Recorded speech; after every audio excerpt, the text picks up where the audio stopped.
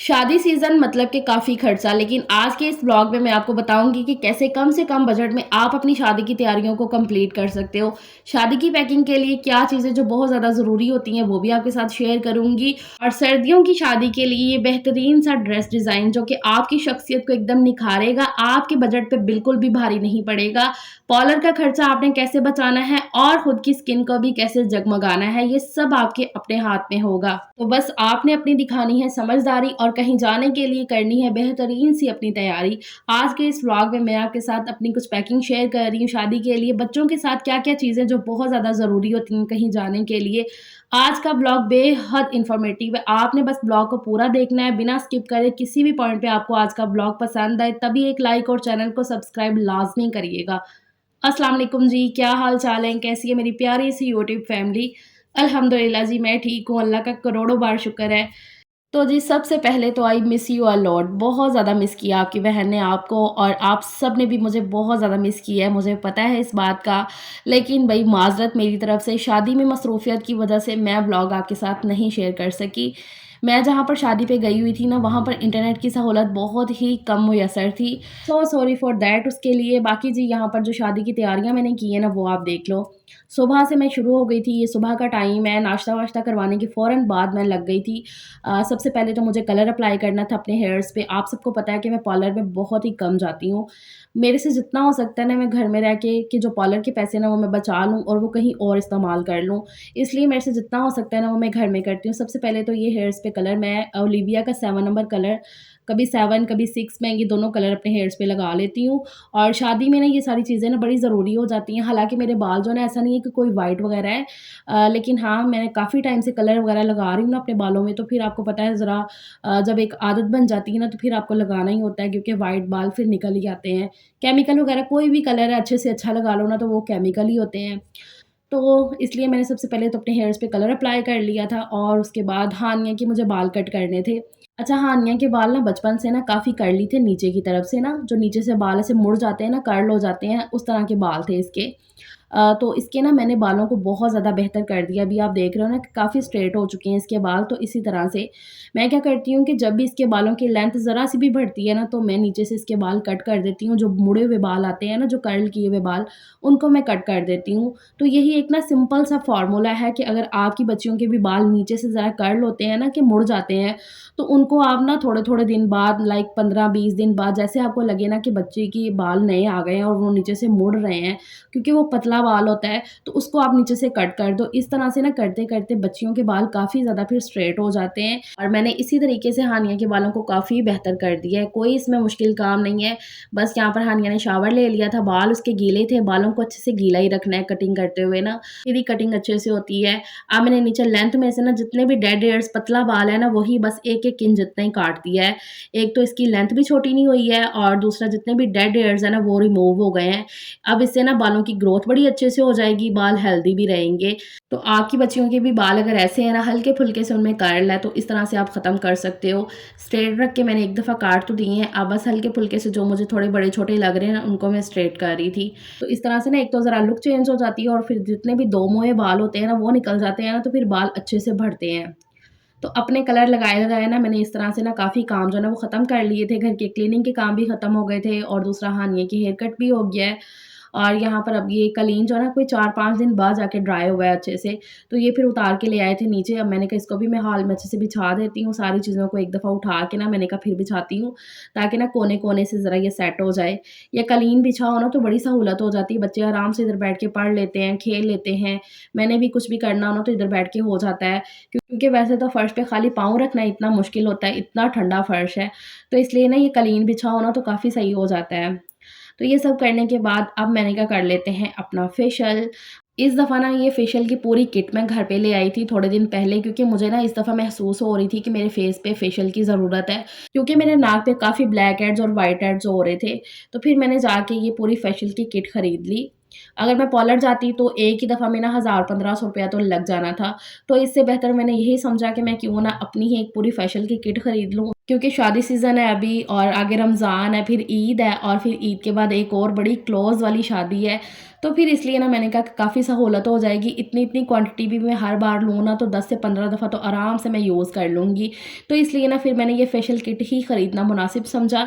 अब यहाँ पर मैं ये अपना पूरा फेशियल करा रही थी। मैंने कहा शादी पे जाना है तो ज़रा अच्छी सी स्किन केयर हो जाएगी। तो मैंने ये गोल्ड की ये वाला फेशियल किट पूरा खरीदा है। तो काफ़ी सर्च करने के बाद ना फिर मैं गई थी ये लेने के लिए।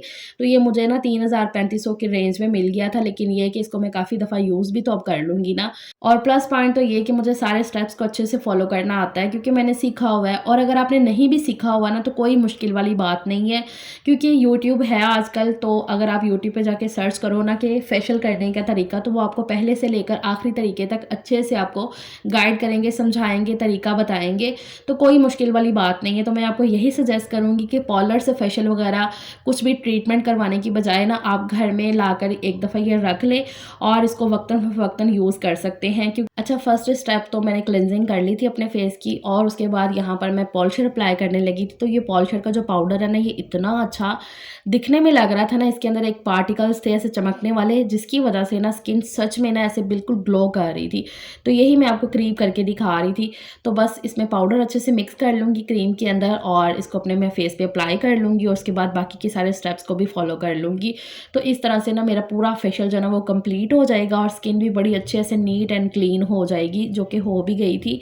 तो इस तरह से ना घर के सारे काम भी ख़त्म हो गए। मेरी भी जो सेल्फ केयर मैंने करनी थी ना वो भी हो गई है। स्किन केयर, हेयर केयर सब हो गया।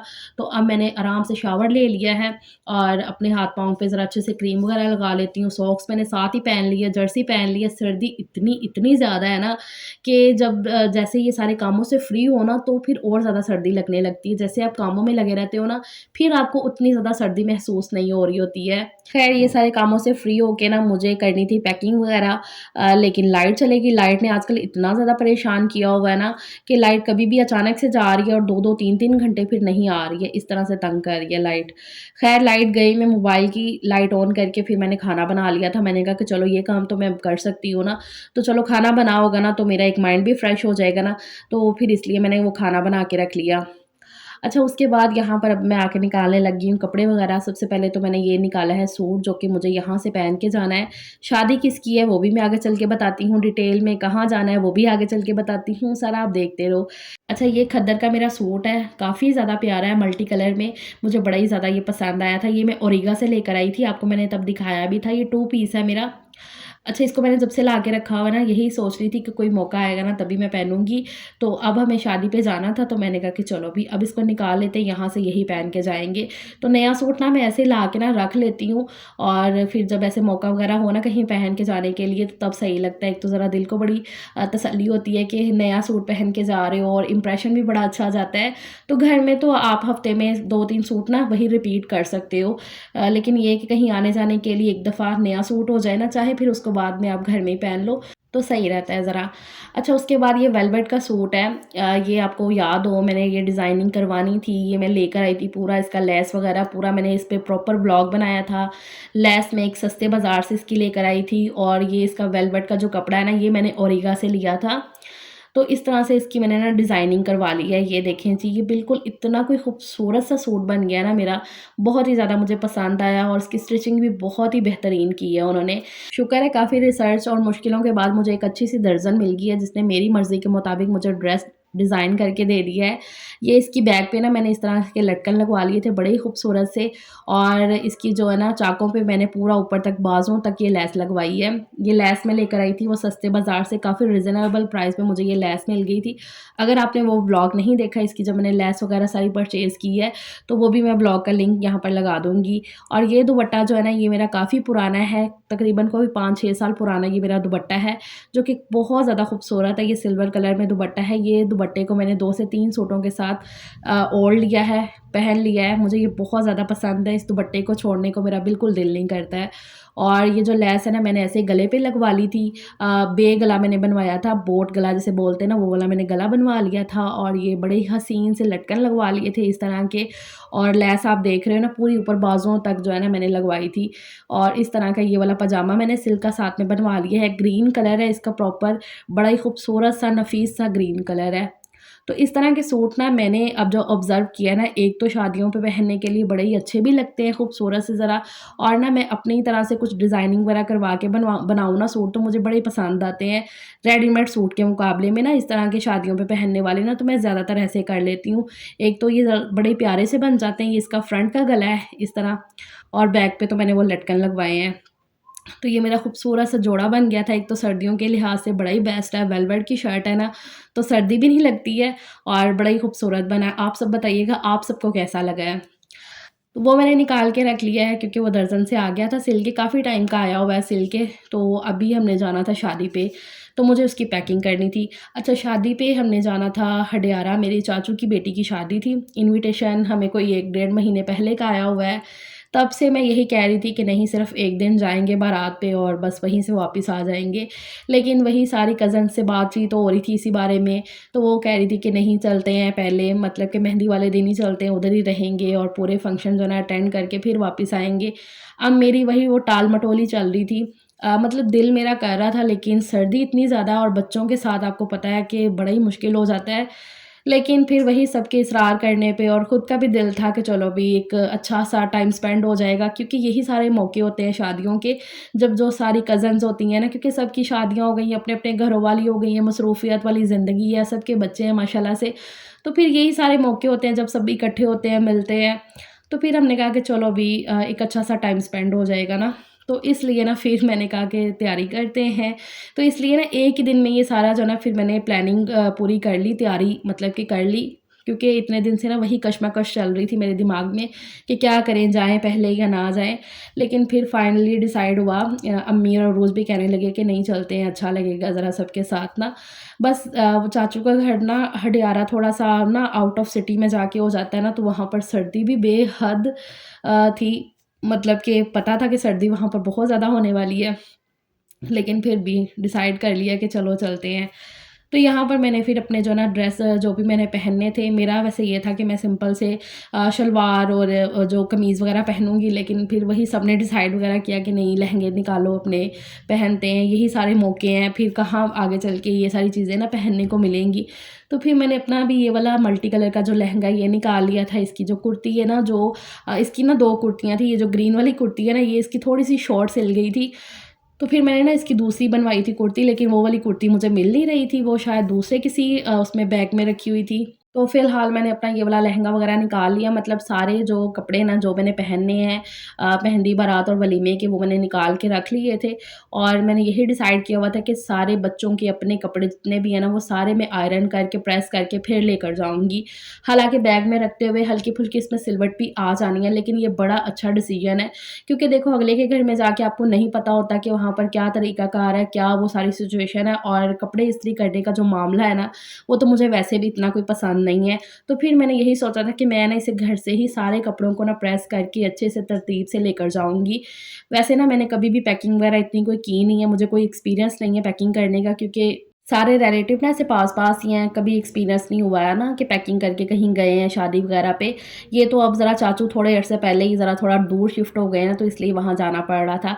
ख़ैर, यहाँ पर सारे कपड़ों को मैंने प्रेस करके हानिया के पूरे तीनों दिन के जो कपड़े हैं ना, वो ऐसे तरतीब से रख दिए, ज़यान के, सजील के अपने, तो वो सारे मैंने आयरन करके प्रेस करके रख दिए हैं सोफ़े पे। और यहाँ पर ये जो ज़यान का सूट है ना, ये लास्ट मोमेंट पे आया था सिल के, तो इसको ना बटन लगाने बाकी थे, तो ये मुझे फिर याद आया, मैंने जब देखा कि इसको बटन नहीं लगे हुए हैं, तो ये भी मैं लगा रही थी बैठ के। अच्छा, शादी पे जाने की आप पहले से जितनी मर्ज़ी तैयारियाँ करते रहो, लेकिन फिर भी लास्ट मोमेंट पे ना कुछ ऐसा होता है जो आपको फिर याद आता है कि नहीं भी, ये तो होने वाला है, ये करने वाला है। और जैसे मैंने पहले बताया ना कि मेरी पहले से इतनी वो पक्की वाली कोई तैयारी नहीं थी कि हाँ भई, मैं मतलब कि मैंने पहले जाना ही जाना है, बस मैं वही सोच रही थी क्या करें, जाएँ, ना जाएँ? तो बस वही चल रहा था दिमाग में, लेकिन फिर फाइनली डिसाइड हो ही गया कि चलते हैं। क्योंकि ज़यान की पिछले दिनों में ज़रा तबीयत ख़राब रही है ना, तो वो भी सारी चीज़ें थी मेरे दिमाग में कि भई वहाँ पर सर्दी है, तो वो सारा कुछ ना। लेकिन फिर अल्लाह का नाम लिया और कहा कि चलो अभी चलते हैं, शुरुआत करते हैं। तो यहाँ पर ये ज़यान के जो बटन वगैरह लगने वाले थे ना कमीज़ पे, ये मैंने पूरे लगा दिए इस तरह से। और इसका ये वाला ड्रेस भी ना पूरा मैंने प्रिपेयर कर दिया है, ये इसने मेहंदी पे पहनना था। हमने यही डिसाइड किया था कि हम मेहंदी वाले दिन ही यहाँ से निकलेंगे सुबह के टाइम। 1 दिन या 2 दिन पहले जाने वाला तो सीन ही नहीं है। तो मेहंदी वाले दिन ही हमने कहा था कि हम निकलेंगे सुबह के टाइम। यहाँ पर ज़यान के बटन वगैरह मैंने पूरे लगा लिए बैठ के, और साथ-साथ मैं बहुत कुछ ना दिमाग में से चलाती जा रही थी कि अच्छा मैं कुछ भूल ना जाऊँ, कुछ भूल ना जाऊँ। बच्चों के कपड़े आपको पता है सर्दियों के लिहाज़ से, साथ में हाई नेक भी रखना, स्वेटर वगैरह बहुत कुछ जो है ना पैकिंग मुझे करनी थी। फ़िलहाल तो यहाँ पर जो इवेंट्स के कपड़े थे ना वो सारे मैंने रख लिए थे ताकि ये मैं मिस ना करूँ, और जो अपने कैजुअल कपड़े थे ना वो भी मैं 1-2 जोड़ी रख रही थी साथ में। तो पहले नीचे की तरफ मैंने कैजुअल अपना एक सूट रख लिया था, और उसके ऊपर 1 बाय 1 करके, जैसे नीचे की तरफ वलीमे का, क्योंकि वो लास्ट का इवेंट होना था, नीचे वलीमे का, फिर उसके ऊपर बारात का, और उसके ऊपर जो है ना मेहंदी का। ऐसे ही मैं सबके तरतीब से रख रही थी ताकि मैं जब भी बैग खोलूँ ना तो मुझे खलारा ना हो के करना पड़े। तो सबके ना तरतीब से मैं कपड़े ना 1 बाय 1 करके ना ऐसे निकालती रहूँ। तो यहाँ पर सबसे ऊपर मैं अपना मेहंदी का लहंगा ये रख रही थी, और बारात के लिए मैंने अपनी साड़ी निकाली थी। साड़ी को भी मैंने अच्छे से प्रेस कर लिया था। हल्की-फुल्की सिलवटें आ जाएँगी लेकिन वो इतनी कोई नज़र नहीं आती हैं, और जो है ना किसी के घर जाके कपड़े प्रेस करने से बेहतर है कि आप घर से सारी तैयारी करके जाओ ना, तो फिर ये ना ईज़ी हो जाता है, वरना अगले के घर जाके ना आप वो प्रेस करने में ना वो टाइम निकाल दो, तो मुझे तो वैसे ही प्रेस करना बड़ा ही बुरा काम लगता है। इसलिए ना मैंने ये सारा काम घर से निपटा लिया था। यहाँ पर अब ना ये सारी पैकिंग को अच्छे से मैं करती जा रही थी। ये वाला जो मेरा बैग है ना, ये मेरी शादी के थोड़े दिन बाद ही सलीम लेकर आए थे। मतलब अम्मी के घर जाने के लिए ना, जैसे कि मेरे मायके मैंने अगर रहने जाना हो ना, तो फिर उसके लिए सलीम लेकर आए थे कि अपनी पैकिंग वगैरह करके ना ले जाना। लेकिन ना ये तब काफ़ी बड़ा था, तो मैं यूज़ ही नहीं करती थी। उसके बाद भी जब अम्मी के घर, अब तो ख़ैर इतना जाके रहते नहीं हैं क्योंकि बच्चे स्कूल जाते हैं, तो कभी इतना ज़्यादा मौका ही नहीं मिला। अगर 2 दिन रहना भी होता है ना, तो वो नॉर्मल सा एक बैग है मेरे पास, तो मैं वही ले जाती हूँ। तो इतना बड़ा बैग यूज़ करने का ना कभी इतना मौका ही नहीं मिला। तो फिर जब डिसाइड हुआ जाने का, तो ये वाला बैग ही सबसे पहले मेरे दिमाग में आया, तो ये हमने ना ऊपर रखा हुआ था। तो मैंने कहा कि चलो घर में पड़ी चीज़ यूज़ में आ ही जाती है कभी ना कभी, तो उसको कभी भी वेस्ट ना समझा करें। हालाँकि बीच में एक दफ़ा मेरा ऐसा भी हुआ, मैंने कहा ये बैग मैंने क्या ही करना है, किसी को दे देती हूँ। लेकिन फिर वही बात, नहीं दिया, तो अब ये है कि यूज़ में आ गया। इस तरह के बैग भी आपको पता है काफ़ी महँगे मिलते हैं, और ऐसे मज़बूत बैग ना, तो ये काफ़ी मज़बूत है ये वाला बैग। ख़ैर यहाँ पर ज़यान के मैंने ज़रा 3-4 जोड़े एक्स्ट्रा रख लिए थे, क्योंकि छोटे बच्चे जो है ना काफ़ी गंदे करते हैं कपड़े, और जहाँ हम जा रहे थे ना वो ज़रा थोड़ी-सी ना, मतलब गाँव वाली साइड है ना, तो आपको पता है कि गाँव का वही मिट्टी वाला इलाका, तो वो सारी चीज़ें थी मेरे ज़हन में। तो ख़ैर जी, मैंने कपड़ों की पैकिंग अपने हिसाब से कर ली। उसके बाद मैंने अब यहाँ पर जूते निकाल लिए हैं। जूते मैंने निकाल के एक तरह से रखे हुए थे साफ़ करके, बस अलमारी से बाहर निकाल के भी रखे हैं। इनको भी मैं पैक करूँगी। जो यहाँ से पहन के जाएँगे बच्चे, वो मैंने बाहर रख दिए हैं साइड पे, और जो पैकिंग करके रखने हैं ना, क्योंकि भई ड्रेस के साथ का जूता भी होगा, मेरा भी, हानिया का भी, और ज़यान का भी एक जूता एक्स्ट्रा रखा था। तो वो फिर जो है ना मैंने यहाँ पर शॉपर में बाँध लिए थे अच्छे से, क्योंकि जूते आपको पता है थोड़े गंदे होते हैं, क्योंकि ये वाले छोटे वाले बैग में ना मैंने जूते भी पैक करने थे, और साथ में ज्वेलरी वगैरह भी। अच्छा, जूते वगैरह तो मैं रख ही हूँ बाहर, अब मुझे निकालनी थी ज्वेलरी वगैरह अपनी, तो उसके लिए यहाँ पर ना मैंने अपनी सारी ज्वेलरी ना इस तरह के, ये जो है ना डिब्बे, इनमें सेट करके रखी हुई है। इस तरह से ना ज्वेलरी ख़राब भी नहीं होती है और सही रहती है। तो मैंने ये जो बड़ा वाला डब्बा है ना, इसके अंदर अपनी 2 दिन की जो ज्वेलरी है ना, क्योंकि मेरे दोनों दिन में सिल्वर चल जाना था, साड़ी के साथ भी सिल्वर ज्वेलरी मैच हो जानी थी, और जो दूसरा वेलवेट का मैंने आपको दिखाया उसके साथ भी सिल्वर ही जानी थी, और बाकी लहंगे के साथ ये मल्टी।